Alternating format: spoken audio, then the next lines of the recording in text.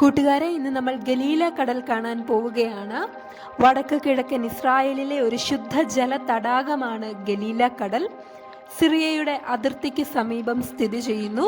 Tiberius തടാകമെന്നും ഈ തടാകത്തിന് പേരുണ്ട്. ഇസ്രായേലികൾ കിന്നറത്ത് തടാകം എന്നും വിളിക്കുന്നുണ്ട്. ഇതിൻ്റെ നീളം 21 കിലോമീറ്ററും വീതി 5 കിലോമീറ്റർ മുതൽ 13 കിലോമീറ്റർ വരെയുമാണ്. പരമാവധി ആഴം 49 മീറ്ററാണ്. ജോർദാൻ നദി ഈ തടാകത്തിൽ വന്ന് പതിക്കുന്നു. പഴയ നിയമത്തിൽ കിന്നറത്ത് എന്നാണ് ഗലീലി കടലിനെ പറയുന്നത്. ഇതിൻ്റെ തീരത്ത് വെച്ചാണ് നമ്മുടെ കർത്താവായ യേശു ക്രിസ്തു ഒരുപാട് അത്ഭുത പ്രവൃത്തികൾ കാട്ടിയിട്ടുള്ളത്. വിശുദ്ധ വേദപുസ്തകം പരാമർശിക്കുന്നുണ്ട്. റോമാക്കാരാണ് ടൈബീരിയസ് എന്ന് ഈ ഗലീല കടലിന് പേരിട്ടത്. 1967 6 ദിന യുദ്ധത്തിലാണ് ഗലീല കടലിൻ്റെ മുഴുവൻ നിയന്ത്രണവും ഇസ്രായേൽ സ്വന്തമാക്കിയത്.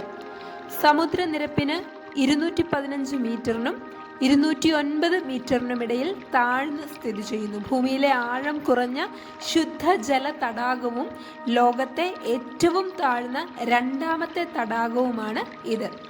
രാജ്യത്തെ കുടിവെള്ളത്തിൻ്റെ മുഖ്യ സ്രോതസ്സും ഈ തടാകമാണ്. ജോർദാനുമായുള്ള സമാധാന സന്ധി അനുസരിച്ച് അങ്ങോട്ടും വെള്ളം നൽകുന്നു. ടൂറിസമാണ് ഇവിടുത്തെ പ്രധാന വരുമാന മാർഗം. ഗലീല കടൽ മുഴുവൻ ജനപ്രിയമായ ഹോളിഡേ റിസോർട്ടാണ്. ചരിത്രപ്രധാനമായ ഒട്ടേറെ സ്ഥലങ്ങൾ തടാകത്തിന് ചുറ്റുമുണ്ട്.